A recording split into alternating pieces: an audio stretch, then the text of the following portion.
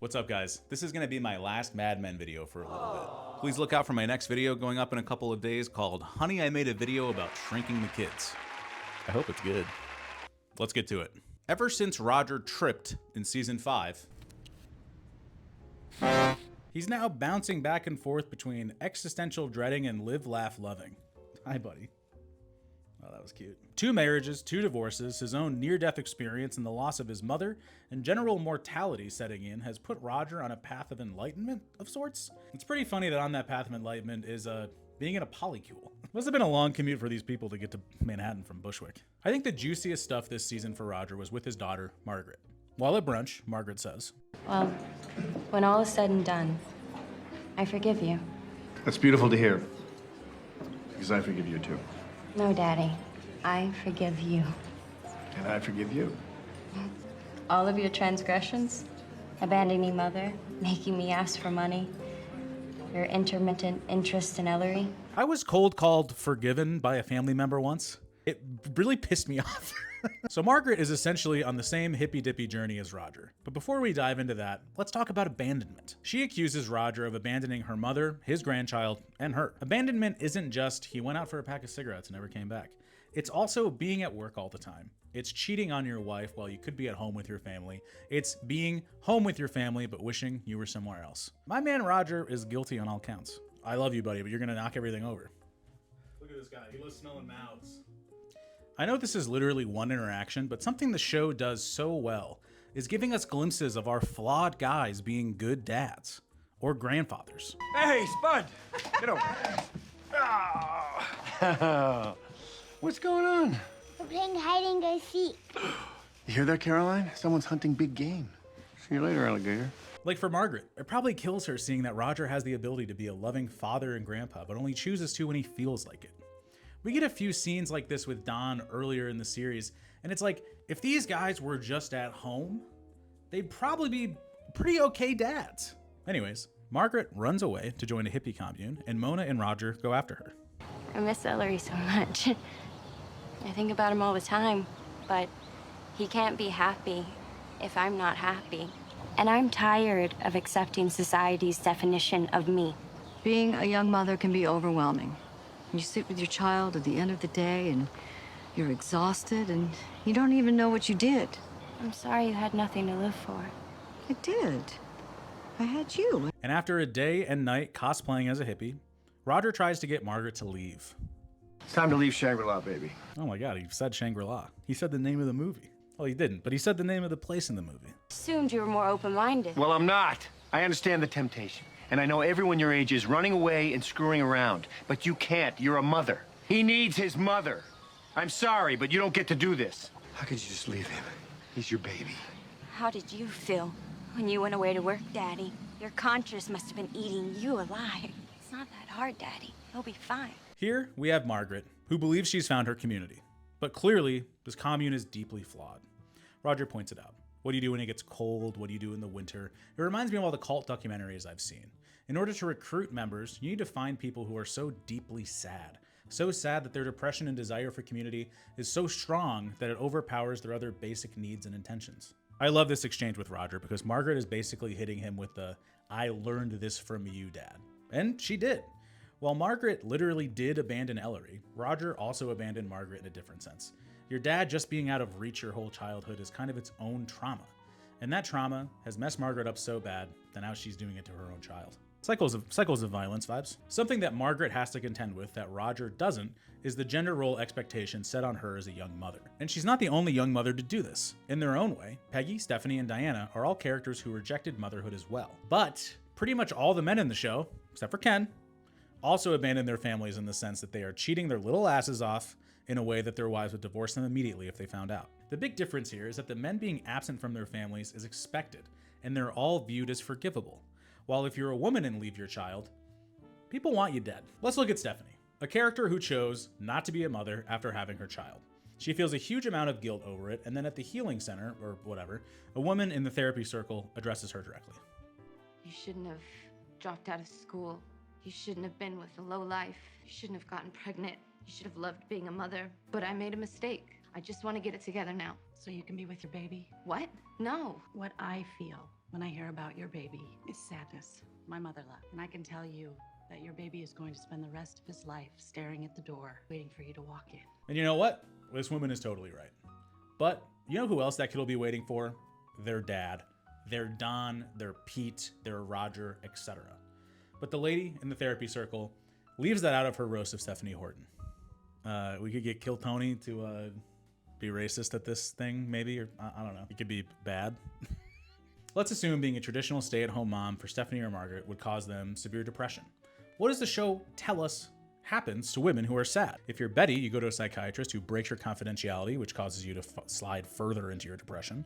Or if you're Beth Dawes, they shock you every couple of years so you can forget how sad you are. Their options are bleak. And when backed into a corner, you're forcing people to do rash things. Margaret abandoning Ellery is an act of self-preservation, in a sense. What I'm trying to say is, when you take away people's agency, when you make women second-class citizens, you can't hold them accountable when they need to make decisions to save themselves.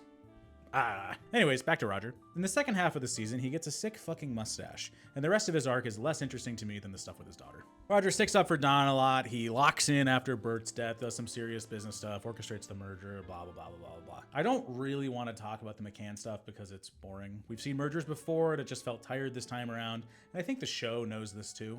But we're proud to announce that Sterling Cooper and Partners will be moving to McCann Erickson. They've already set aside room for us. We didn't do this.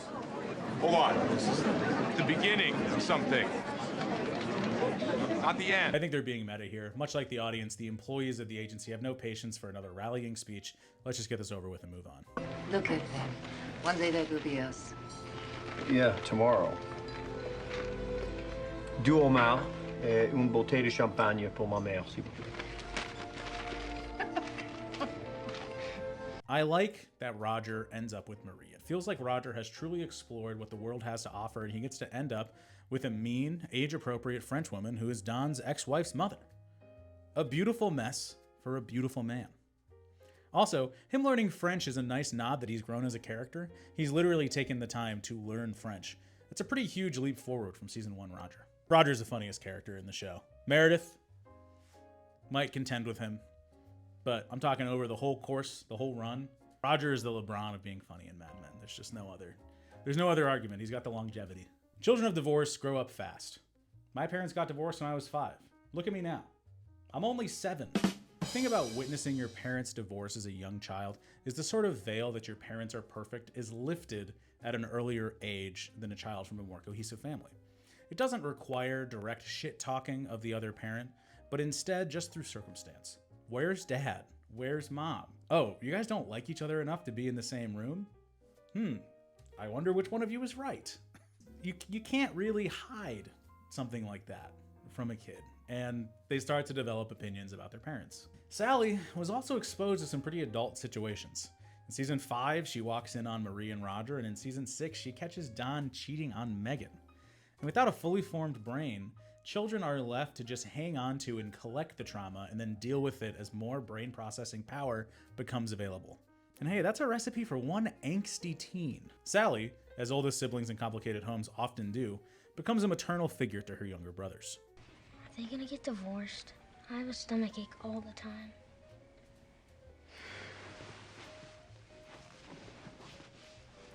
Gene, go watch TV. No. Get out of here. What happened in here? Smells like a fire. I was making dinner. Get the frying pan. I'll show you how to do it. Let's talk specifically about Sally and Don. Here she confronts him about his constant lying. Why would you just let me lie to you like that? Because it's more embarrassing for me to catch you in a lie than it is for you to be lying. So you just laid in wait, like your mother. Do you know how hard it was for me to go to your apartment? I could have run into that woman. I love that line. That it's more embarrassing to catch you in a lie than for you to be lying. I haven't thought about it like that before, but it is embarrassing. Being made the victim of a lie is belittling, and basically says the other person does not think you're worthy of the truth. It's like, oh, you think I'm a teeny tiny little stupid baby, don't you? The reason I didn't tell you I wasn't working was because I didn't want anyone to know. I didn't behave well. I said the wrong things to the wrong people at the wrong time. What did you say? I told the truth about myself, but it wasn't the right time. So they made me take some time off. What was the truth? Nothing you don't know. Sally essentially forgives Don for the time being after he's honest with her, which is kind of heartbreaking to think about. It's just unfair for Don to put Sally in any of these situations, and while Sally and Don are fine for the meantime, I think about how this dynamic will impact Sally's future. Like, at the least, she's going to have problems trusting people, especially men. Later in the season, Don takes Sally and her friends out to dinner before she goes on some sort of school trip, and Sally blasts him for flirting with one of her underage friends. You can't control yourself, can you? What are you talking about? Sarah's 17, you know, but it doesn't stop you. And it doesn't stop Mom. Anyone pays attention to either of you, and they always do. And you just ooze everywhere. Your friend's a fast girl, Sally. I didn't want to embarrass her. I want to get on a bus and get away from you and Mom and hopefully be a different person than you two. But you are like your mother and me. You're gonna find that out. You're a very beautiful girl. It's up to you to be more than that. All right, real quick. Don calls Sally's 17-year-old friend a fast girl in this scene, which is like, Jesus fucking Christ, dude. I want to chalk this up to just like a weird comment, but this combined with Don trying to hook up with Stephanie when they first met, who was like late teens, early college age, and also sort of his niece. Things are not looking good for our man, Don. From Sally's point of view, yeah. Now, 2 times her parents have sort of weirdly gave inappropriate attention to one of her friends. Don with Sarah, and Betty from Glenn from season 1, and then also a little in season 7.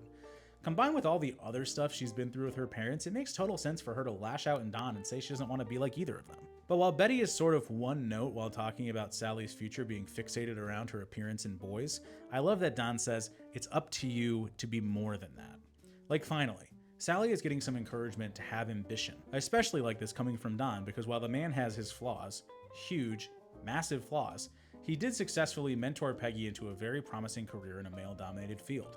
He truly believes that Sally has what it takes to carve out a great life for herself that she chooses, not one where she's second fiddle to a husband. Let's talk about Sally and Betty. Throughout the series, as we see Sally grow up, the scrutiny Betty places on her grows. As we've already discussed, Betty has some twisted ideas around beauty and tries to pass them on to Sally, oftentimes with the threat of violence. And this causes Sally to beef with Betty over, well, literally everything. Like when she's going on a trip to see the 14 states. There are going to be boys everywhere, and you're going to be away from home. So I hope you have the good sense to not act like you've been let out of a cage. I'm sorry, Mother, but this conversation is a little late. And so am I. Everything's a joke to you. And this clip makes me think, Betty doesn't ever really talk to Sally about her ambitions, instead mainly how to act around boys. And like Sally kind of has a right to be so dismissive of Betty's advice because they shipped her ass to boarding school after she did some weird stuff as a kid. But like, she's a kid, you get to do weird stuff when you're a kid. Jumping around, Henry tells Sally that Betty has cancer, Sally comes home, Betty tells her to go back to school, and then she comes back and Betty gets worse, etc. Betty gives Sally a note that she is to read after Betty's death. But of course, in traditional teenage daughter, fuck you mom fashion, she does not follow those instructions. The note gives instructions for Betty's funeral with the phrase, Henry won't be able to handle it. So I guess Sally has to? Which again, the oldest child in a divorced family, no matter how old they are expected to take on adult responsibilities. It's like Don can't do it, William or Judy can't do it, Sally has to do it? Okay. Please bring them the lipstick from my handbag and remind them how I like to wear my hair. Will you show them the picture? Sally, I always worried about you because you marched to the beat of your own drum. But now I know that's good. I know your life will be an adventure. I love you, Mom. Look at Betty ascending right here. That is some nice visual language. The adventure part was gut-wrenching. Betty did what was expected of her and led a largely unfulfilled life. Her husbands, in different ways, put her in a box where she was unable to pursue her own adventure. Betty is glad this won't happen to Sally. It's just tragic she was only able to realize that she didn't really live her life until it was too late. It's getting hot in here again. Another layer of tragedy with Betty's story is she didn't abandon her children. She chose motherhood. And Now, because of the circumstance of her illness, she has to leave them. And looking at Margaret or Stephanie, Betty not abandoning her children and then dying young, full of anger, sadness, and regret is exactly what Margaret, Stephanie, and Peggy were trying to avoid. The final shot, Betty is smoking her cigarette and looking very Skeletor, while Sally washes the dishes in the background. Fucking brutal. It's hard to think of another arc for a child actor of Sally's age as long as complex as this. Like, doing no research, just rattling stuff off the top of my head. I guess we have a couple Game of Thrones characters, but their stories ended up sucking. The Harry Potter kids, but they're mostly doing like YA magic bullshit. Not really heavy hitting coming of age cig smoking like Sally. Kiernan Shipka and Sally blow all these other young characters out of the water. Sally rules, one of the best part of the show. Great job. From the start of the show, Peggy is fighting an uphill battle at work because she is a woman in a male-dominated field. And after a hugely successful first 7 or so years of her career, I think it's unfortunate that she ends up at the sexual harassment blender of McCann. Taking off the jacket. Where are my candy cigarettes? I can't believe I don't know where my candy. I had to buy like 100 candy cigarettes. I can't believe I just don't know where they are. Before we get into like the meat of what happens with Peggy this season, I just want to talk about Peggy being a landlord. I know it was Abe's idea that they buy a building on the Upper West Side, but it's just really funny that like Peggy's in the front line of gentrification. Also, there are several references that her upstairs neighbor has some sort of shit thing going on. In season 6, Peggy implies her tenant has shit in the hallway as a sort of retribution for her apartment being in disrepair. Then in episode 1, season 7, she tells Julio to tell his mom to stop flushing feminine products. And Peggy often talks about wanting her out. It's just funny that this woman is using biochemical warfare against her landlord who won't fix up her apartment. In general, I'm not really a fan of how the show handled Peggy the last 2 seasons. I think up until Peggy departs Sterling Cooper, the dynamic between Don and her is some of the best stuff the show has to offer. With that gone, the merger in season 6 just feels like a weak justification to get more Don and Peggy stuff back on screen, which, click here if you want to see that. But the inversion of the power dynamic in season 7 is just not very fun or insightful, but we'll get to that in a bit. The weakest part of Peggy's stuff this season are the romantic storylines. Peggy is going through a real Liz Lemon trying to have it all kind of thing. Wait, hang on. Duck is Dennis, Ted is Floyd, Stan is Chris, Abe is Wesley, Jack is obviously Don, and that makes Kenneth Meredith? Or Meredith is Jenna? Okay, maybe this is its own video. I hate the romantic stuff with Ted, and especially the stupid fucking episode with the flowers. Peggy thinks the flowers are for her, and even more cringe from Ted because there is not a note. Because if there was a note, people saw they were from Ted, people would talk or whatever. In the whole episode, Peggy, Abbott, and Costello's who's on firsts her way around thinking these flowers are hers. Painful to watch, petty beyond belief, and just sort of a stupid thing to happen to a very smart character. Because of this, we see Peggy try to kick Shirley off of her desk, which like, come on Peggy, chill, what are you doing? That's crazy. Later in the season, Peggy goes on a blind date set up by Mathis. This guy sounds so much like Tim Robinson to me. Didn't you order lasagna? Oh, this is just as good. I don't know why you're eating something you didn't order. What am I supposed to do? Send it back like a prima donna? So I can either be a jerk and send it back or eat it and look weak. Peggy is so sad, so unfulfilled in her personal life that she plans a European vacation with a stranger. Then it doesn't time out, and so we just never see him again. Boring. After some drama with a child casting in season 7, episode 11, Peggy says this to Stan. Her kid got hurt. She felt guilty. I know what she felt. I understand the entire psychological situation. She shouldn't have kids. That's not for you to say. I don't hate kids. You got to a certain point in your life and it didn't happen. I understand you're angry about it, but you've got a lot of other things. I guess that's the secret to your spectacular career, the fact that you don't have kids? Because it wouldn't matter if you did. You can walk away. I had a mother, and she wasn't great, and I don't know that she wanted me, so I understand something. But you don't understand your mother. Maybe she was very young and followed her heart and got in trouble. And no one should have to make a mistake, just like a man does, and not be able to move on. She should be able to live the rest of her life, just like a man does. Maybe you do what you thought was the best thing. He's with a family somewhere. I don't know, but it's not because I don't care. I don't know because you're not supposed to know, or you can't go on with your life. This is a massive reveal and speaks to how comfortable and trusting the relationship Peggy has with Stan that she'd even share this information. In general, I like that they kind of tossed out the first version of Stan. Look at this fucking greaser, dude. This guy sucked. It's not like the show didn't lay the groundwork for them to get together. Like, the show makes a point to show how often Peggy and Stan tilt talk when she goes to CGC, but I'm just not a fan of the it was you the whole time trope. The whole phone call where they pour love out for one another just seems to happen without an in-show catalyst. Like, it really just seems like a convenience for the finale to tie a bow on Peggy and Stan's storyline by having them confess their love for one another at the buzzer. I think it would have been totally fine to leave Peggy single and in her closing montage shot, have her working late at night and pausing, looking out the window, yearning. A sort of career at the expense of her personal life kind of thing. Or, if you're gonna have them get together, do it a few episodes sooner so the audience has some runway just to get an idea if they're actually going to work as a couple. Putting it in the last 10 minutes of the series just makes it feel rushed and underbaked. Speaking of rushed, you guys watching the last season of The Boys? It's terrible. Let's talk more about Peggy and Pete's baby and Don. After giving birth, Don visits Peggy in the hospital. Get out of here and move forward. This never happened. It will shock you how much it never happened. Don really took this advice and ran with it. Like, Don was able to move on from his military desertion identity theft, but its shadow has been stalking him ever since. And he still gives this advice to Peggy. And Peggy takes it. She pretends like it never happens, moves on, and becomes a high-powered advertising creative, but is still racked by the guilt of it.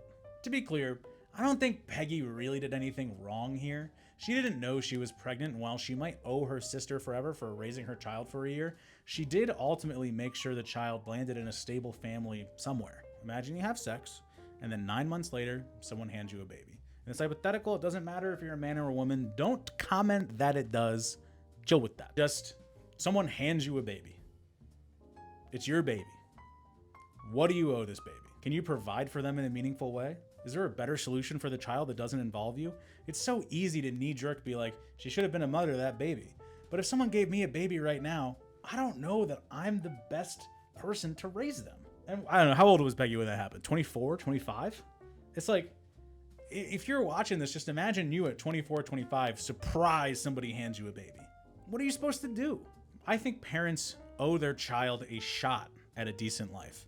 And if they have a better shot without you and with a different set of guardians, you should probably set them up with them. And Peggy reinforces this idea when talking to her 10-year-old chud husky neighbor's son.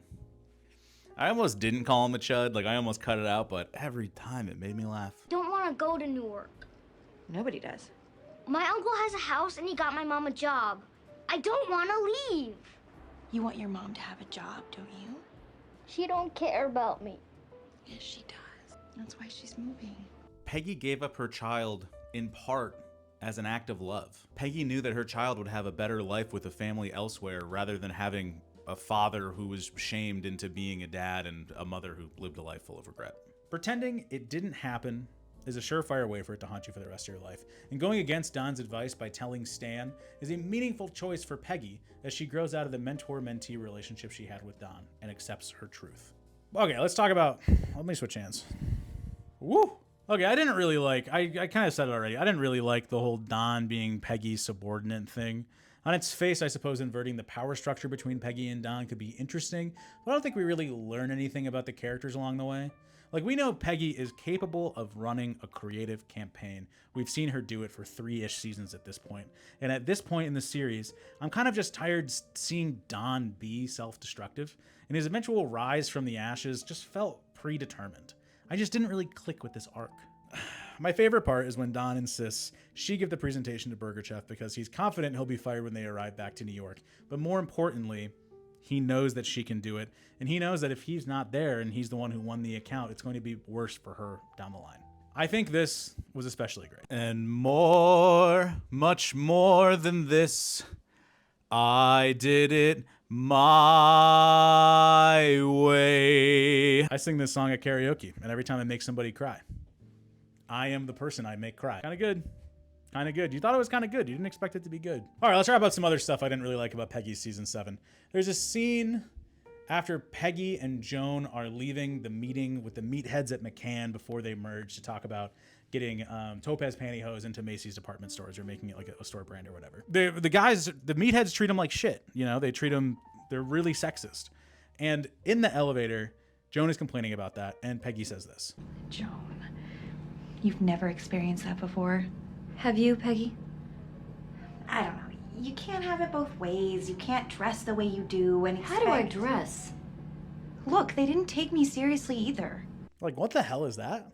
It feels weird for Peggy to be so sexist to Joan right now, like sort of out of nowhere. I also dislike it when Peggy turns down the partnership to go run a production company with Joan. In episode 10, Don asks Peggy what her dreams are. I'd like to be the first woman creative director at this agency. And like, that's a good dream. That's a good dream. But once you're at McCann, I think she should probably know that's not going to happen. Like, we know what absolute ghouls run McCann at the top. And for Peggy to choose to stay there over being partners at Joan's production company is just sort of silly. What I think the show misses here is Joan's company is also sort of a creative agency. Okay, so Dow Chemical contracts Joan to develop the creative, write the scripts, and produce their spots, which is not something a regular production company normally does. Like, the way they make Joan's company seem like is like they're coming to her with no idea, like a prompt.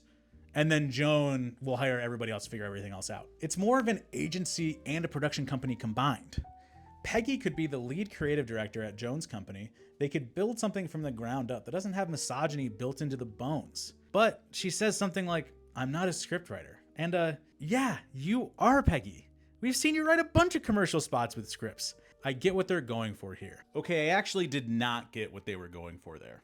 Okay, as I'm watching this back and putting it together, I'm missing something here. When Peggy meets with the headhunter recruiter guy, he is essentially like, your best career move is to go to McCann if you want to be a creative director at an agency at some point. They need to see that you can work with big clients and get that experience, etc. And, you know, Peggy straight up says her dream is to become a creative director at a true advertising agency. And if she wants to do that, she should be able to get to do that. And I went back and I watched the scene where Ken is explaining to Joan what Dow Chemical needs, and it isn't a commercial; it's an internal video, with a script, etc., whatever. But then you could say, well, maybe she should just turn whatever Joan's company is into an agency with her. She could do that as her partner. They could, reform the company or whatever like that. But this further illustrates the difference between Peggy and Don. Don's thing is going and starting his own company, being a self-starter, being able to own everything. And with that comes all this stress of your building's lease, acquiring the clients, losing the clients, all the overhead, hiring all your employees, etc., etc. And that's not Peggy. Peggy doesn't want that, and that's fine. Peggy knows what she wants. She wants to be a creative director. That's her goal. With that said, I still think it'd be fun if she was partners with Joan and made her own agency, but that's not what the character is written as and what she ultimately ends up pursuing. This is a big video. I made mistakes. McCann thinks Peggy is a secretary because she's a woman, so they don't set up an office for her. She instead goes and hangs out at the old office, waiting for her new office to be ready, where she hangs out with Roger. God, what is this? It's an octopus pleasuring a lady. It was Cooper's. It was in his office forever. You can have it. You can put it in your office. Oh, they won't take me seriously. You know I need to make men feel at ease. Who told you that?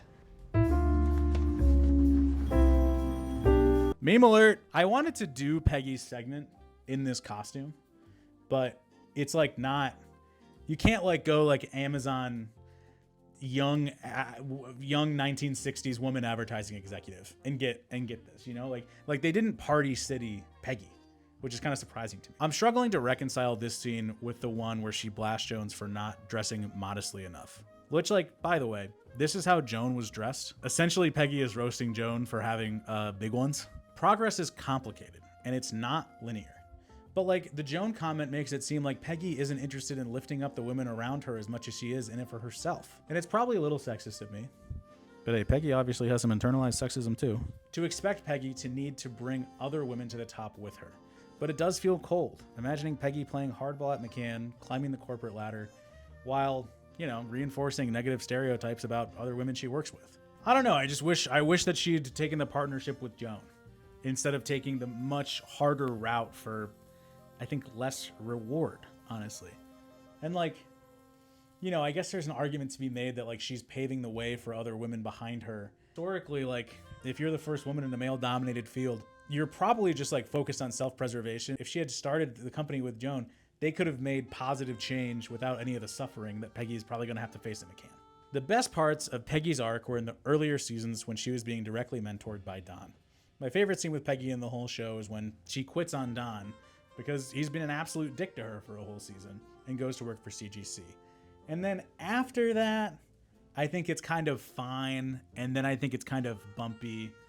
And then I think that they sort of land it when, they let Peggy give this Burger Chef presentation. Overall, I think Peggy is the heart and soul of the show. Pretty good job. Pretty good job. At the beginning of season 7, Don is on paid suspension from Sterling Cooper after he talks about being an orphan and growing up in a Pennsylvania brothel during a pitch with Hershey. His connection to Hershey is that a prostitute who had him go through her John's wallet would... Bro, he messed up my tie. Oh! Need some attention. His connection to Hershey is that a prostitute who had him go through her John's wallets would buy him a Hershey if he collected more than $1. The Hershey made him feel like a normal kid. But why now? Does Don snap and be honest about his background?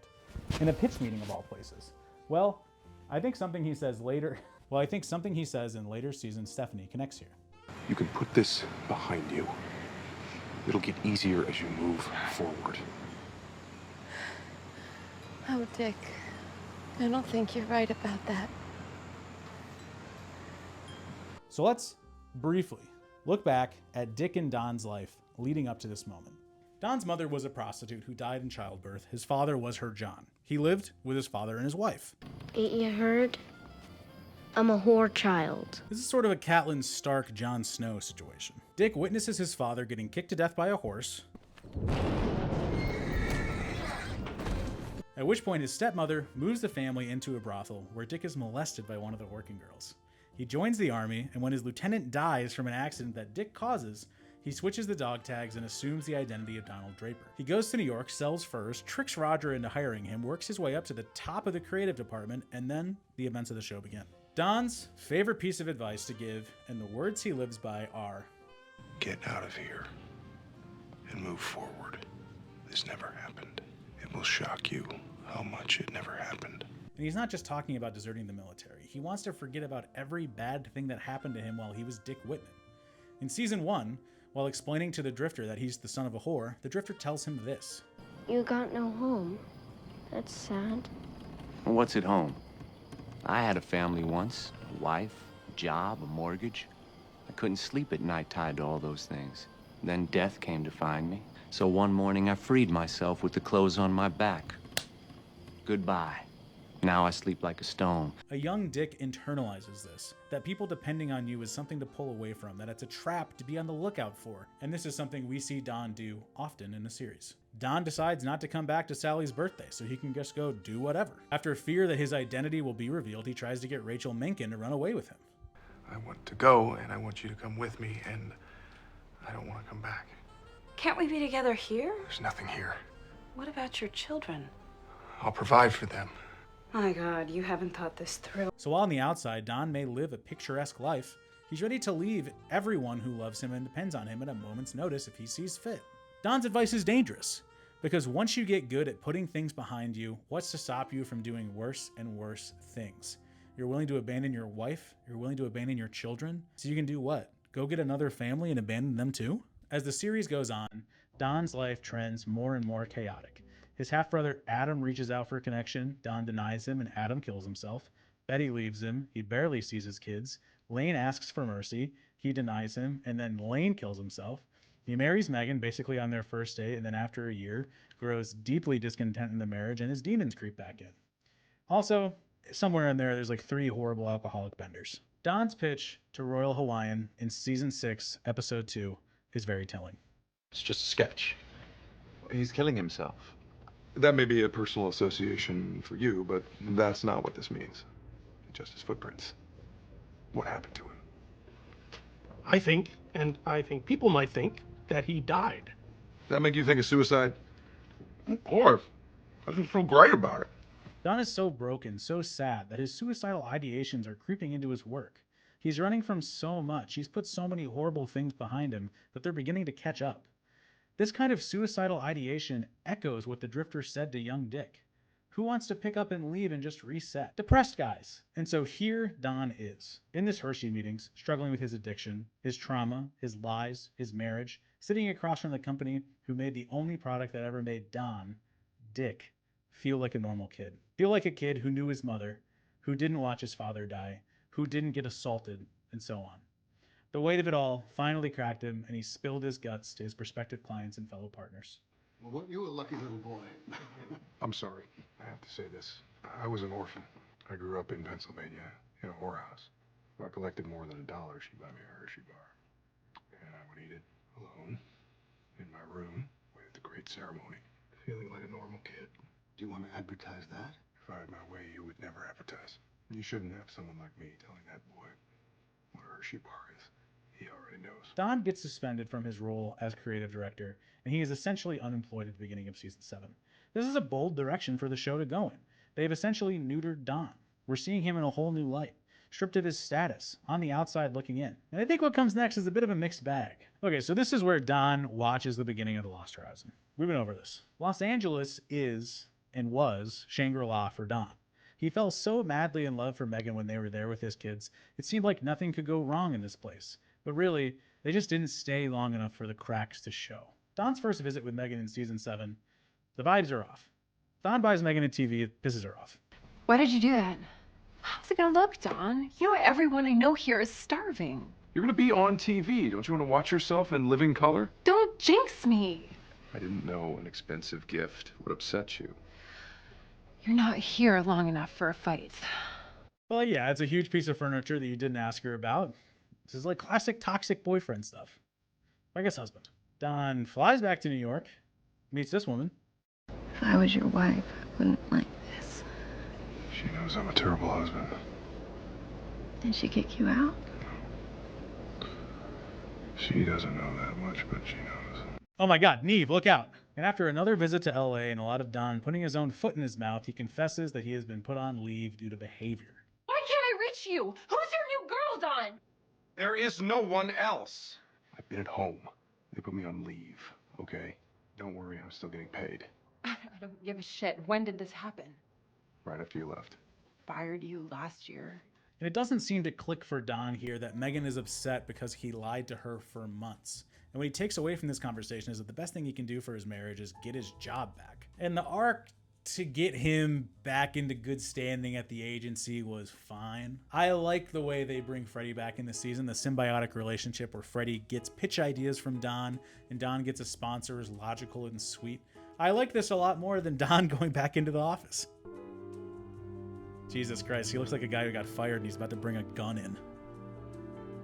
After an afternoon of uncomfortable glances, Don is brought back with a, quadruple demotion, and he's put back into Lane's old office, which is haunted. Why are people at HBO obsessed with making Jared Harris buy rope? It's important that Don is in Lane's office. It's what Lane left behind after leaving. It's symbolic of the emptiness that Don leaves in his wake every time he decides to leave, every time he decides to be absent. Don having to sit there day in and day out serves as a reminder that just because you move on doesn't mean that the people you left behind did. Watching Don have to scramble uphill is painful, and when he's put on a project to write tags for Peggy, it's not surprised that he doesn't take it well. But I really like this line from Freddie. What the hell are you doing? Aren't they giving you a second chance? I mean, are you just gonna kill yourself? Give them what they want? Or go in your bedroom, get in uniform, fix your bayonet, and hit the parade. Do the work, Don. And Don takes this advice and does the work. In a show that's not afraid to have characters leave abruptly, rip Sal, forever in our hearts, I love the way that they brought Freddie back into the fold and didn't just leave his pants pissed. The next few episodes, Don gets big dogged by Lou, has an awkward three-way with Megan and Amy, surprise drops in on Commander Cigarette's meeting, flails, and almost gets fired for it, but then he doesn't because of stuff, and then he almost gets fired again, and then after Bert dies, and then Roger sells him to McCann, blah, et cetera, et cetera. Megan divorces him over the phone. He immediately responds by trying to give her a bunch of money to make up for his mistakes, and later in the episode, we get that banger of a song and dance number from Bert. Talked about it more in my last video, but yeah, the best things in life are free, Don. You can't be a dirtbag to your wife and then try to give her a bunch of money. It doesn't, you're still a dirtbag, brother. Then we meet the worst of Don's love interests, Diana. I did not like this storyline at all. Okay, so we meet Diana in episode 8 when Roger and Don are out on the town. Roger is mean to her and leaves a $100 tip as a sorry, which is like $1,000 in today's money. That's awesome. Don is convinced he knows this woman from somewhere, which he doesn't. But he goes back to the diner to see her, and she thinks that he's back to have sex with her, like Like she's a prostitute? Like Roger prepaid or something? I think I know you. You don't need a line. I know why you're here, and it's not for a cup of coffee. I am taking my break.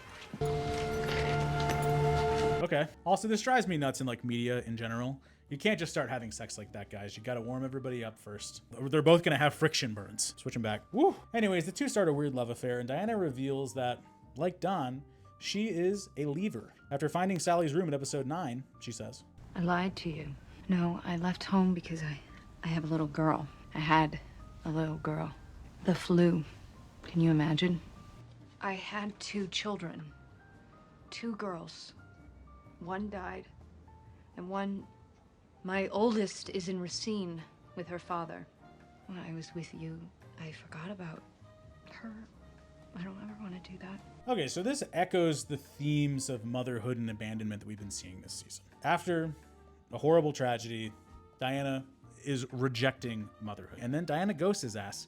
Don doesn't take it well. I'll talk about the McCann stuff in a little bit, but essentially Don kicks off his great American road trip by going to Racine, Wisconsin to see if he can track down Diana. He's pretending to be a guy he met at McCann in order to gain access to Diana's old home.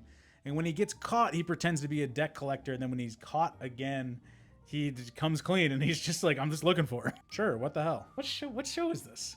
What is this Don the Bounty Hunter ass show we're watching now? I guess this behavior isn't totally out of his wheelhouse. Like in season 6, episode 7, he holds Sylvia prisoner in a hotel in a sort of cringe power dynamic role play, and then later lurks outside of her door after she breaks it off. In a dream sequence in season 5, Don strangles his ex-lover. Also in season 5, he chases and tackles Megan in their apartment after he abandoned her on a work trip. In season 7, he flirts with Sally's 17-year-old friend. And, you know, there was that one time when at Jaguar where Don and Joan pretended that they were other people, like a married couple, to take the Jaguar out. So, like, Don is a scary, predatory guy who likes to pretend sometimes. But this is just so out of left field. Like, it's so weird. Why is he in Racine, Wisconsin on episode 13 of 14 of the show? Is like, what does the Diana relationship teach us about Don? That he's a sad little guy? Knew that one already.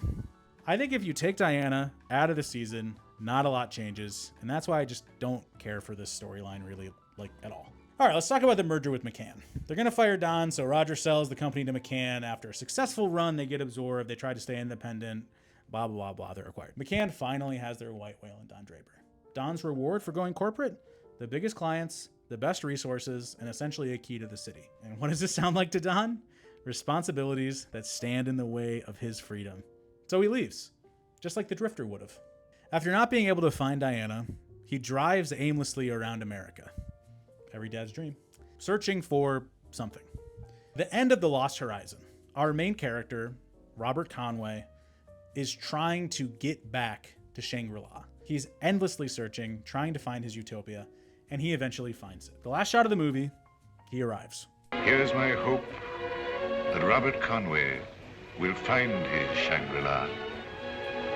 Here's my hope that we all find our Shangri-La.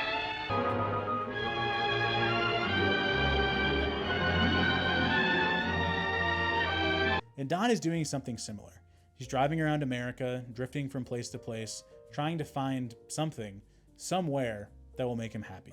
His car breaks down, he ends up at this motel run by a veteran, and gets into a little trouble, which I was frustrated by, because, like, damn, I don't want to meet all these people in episode 13 of 14. But while he's there, the hotel owner asks Don to fix up a Coke vending machine. Later, while wandering around America, Don calls Sally and learns Betty is terminally ill. He calls Betty, demands the kids come live with him, but she hits him with this. They're going to come live with me. You don't even have to ask. I wasn't going to. What they really need is a woman in their life, a regular family, living with my brother and Judy's in their best interests. This way you see them exactly as much as you do now. When was the last time you saw them? And it's true. Don is so absent from his kids' lives, much like any loving parental figure in his. Then he goes on a legendary bender and ends up on Stephanie's couch. Stephanie brings him to a wellness retreat where Don is forced to do college improv exercises. I love this old woman who shoves him. Like, she knows that he's done some shit. After the roasting of Stephanie, Don gives his foundational advice. once more. You can put this behind you. It'll get easier as you move forward. Oh, Dick. I don't think you're right about that. And it's important that Stephanie calls him Dick here. Don is Dick, and Dick is everything he's experienced. No reset button can change that. And it's funny that after everything he's been through, he's still giving out this advice. Quickly, I think we get a lot of symbolism about Don through his apartment this season. So Don sees a cockroach in his apartment, and then we get this scene where Don turns on the lights in his apartment with no furniture after Marie stole everything. And we see this wine stain on the ground that the realtor later complains about that Don never cleaned up. Don is his apartment. He's empty, he's infested, and he's full of stains that need attention. After realizing Stephanie has stranded him at the retreat, Don says this to the receptionist. People just come and go, and no one says goodbye. I'm sorry, but people are free to come and go as they please. Also, this is fun. This is Jon Hamm's real-life wife, and they met on this shoot day during this scene. And it's true. Don has lost a lot of people. But Don has also been the one that's been lost by many more. He was always ready to leave and never look back on his job, his wife, his kids. All the women he dumped or just stopped seeing. Don's having a breakdown. He calls to say goodbye to Peggy. I know you get sick of things and you run, but you can come home. Don't you want to work on coke? I'm not the man you think I am. I only called because I realized I never said goodbye to you. It's something he's never done before. He usually just leaves, in the same way that he was left as a kid over and over again. This is powerful growth from Don. He wants to stop the cycles of abandonment. Later in a therapy session, Don connects with this guy who compares his life to being in a fridge. I had a dream. I was on a shelf in the refrigerator. Someone closes the door and the light goes off. And I know everybody's out there eating. And then they open the door and you see them smiling. And they're happy to see you, but maybe they don't look right at you. And maybe they don't pick you. Then the door closes again, the light goes off. Don has never received the foundational love that children's self-esteem is based on. And he's spent his whole life looking for it. And hearing someone articulate it cleanses him. This guy's mundane life is nothing like Don's, but that doesn't matter. For the first time, Don feels seen. He feels like he can fully relate to something, and it's earth-shattering for him. The closing shot of the show. Don is meditating by the ocean, dressed in... Oh, wait, hang on, I have the new fit. This is kind of like the shirt that Don wears. I think that Don shops at Uniqlo. The closing shot of the show, Don is meditating by the ocean dressed in white. This is symbolizing a rebirth of sorts, an awakening. He hits the Om, and he meditates against the sounds of the waves crashing on the beach. Don has finally found his way back to Shangri-La. He looks happy. Peggy, just think about it deeply. Then forget it. And an idea will jump up in your face. Then that fucking ad I'd like plays. to buy the world a home and furnish it with love. Don's biggest emotional revelation to date results in a jingle to sell soda. And so, I think when Don fixes the Coca-Cola machine off screen, he probably did it for an hour or two and he had to sit there and he was thinking about the machine, but he's also really thinking about Coke and, that was in his brain somewhere. And so now finally when he has this big emotional breakthrough and his mind is silent, this ad is able to come in through his brain. But that's sad. Way back in season 1, while talking about Israel at a lunch with Rachel, she says this. Utopia. The Greeks had two meanings for it. Utopos, meaning the good place, and utopos, meaning the place that cannot be. And this sentiment resonates throughout the whole show. Don is not back in Shangri-La because he was never in Shangri-La in the first place. Utopia in the show does not exist. Where Mad Men parts with The Lost Horizon is that our main character will never find Utopia. He's just going to keep searching. All he's been doing the whole show is searching. And while Don might have had an emotional breakthrough right now, it resulting in the Coca-Cola commercial is shallow and vain. If anything, Don is more like Margaret. earlier in this season in her commune. Also, I think part of kind of the weirdness for me with this is that this is a very real, very famous advertisement, and I don't think it marries into the reality of the show that well, since a lot of other creative and work that we've seen throughout the series was better. It just seems so obvious to have a bunch of people standing around from all over the world singing about how much they love Coke. But I guess this works if you assume that Don's revelation is hollow. It's the real thing. It's what the world wants today. The line in the song, "It's the real thing," really leans into how fake Don is. Like, Don can't have an earnest moment to himself because he's so broken. At his rock bottom, his near suicide self, the thing that pops into his head is this. I kind of like that choice for the show because, like, we've seen what a despicable guy Don is. And to imagine that he turns that all around on this road trip would be naive. I think about the guy who imagined he was on the shelf in the fridge, his whole speech about how he wants love, but he's not sure what it is. The way that this melted Don. And he turns around and turns this revelation about love into a commercial. Like, listen, I love Coke as much as the next guy, but it's got absolutely nothing to do with love. Look at these people. This is like, this is supposed to be representative of everybody in the world. And, they're on this beautiful hillside, this peaceful, calm, beautiful hillside, singing a song together about Coca-Cola. They're living in some kind of Coca-Cola utopia, and we're supposed to, they want people to believe that? I think that this is a perfect ending to the show. Don is a bad person, but knowing his childhood, his grief, his trauma, it's hard not to empathize with him. There was a comment on my last video that said, "Did you say you love Don?" And then it listed a bunch of stuff like Don is a narcissist, Don is a bad person, etc., etc. And everything they said was totally right. Do we love Don? Well, no, I guess. But did I love watching the Don Draper show? Yes, I did. So what is Mad Men about? Mad Men is about what absence and childhood trauma manifest into as an adult. It's about women breaking down barriers. It's about mothers struggling with the responsibility of motherhood. It's about the double standard placed on everyone who's not a white man. It's about advertising in an age where creativity took precedence over placement, engagement, or any kind of algorithm. At first, I guess, and then kind of towards the end of the show, no. But above all, it's about searching for an ideal that does not exist. All right, let's get a little silly with it. Speed round. Stan. Hated this guy when he didn't have a beard. Loved this guy when he got a beard. I love the episode with Pima, the photographer, who juxtaposed herself as this great artist compared to Stan, who was making ad slop. But the reveal that she was uninterested in Stan after realizing he couldn't hire her and pivoting to try to have sex with Peggy was really funny. Like, she might be a better photographer than Stan, but she's looking to get paid by the same company that he is. I think it's a fun commentary on, artists who aren't at the very top, the sort of middle-class artists that need a check from corporations sometimes. I just thought that was a fun episode. I liked that. Trudy, I love Trudy.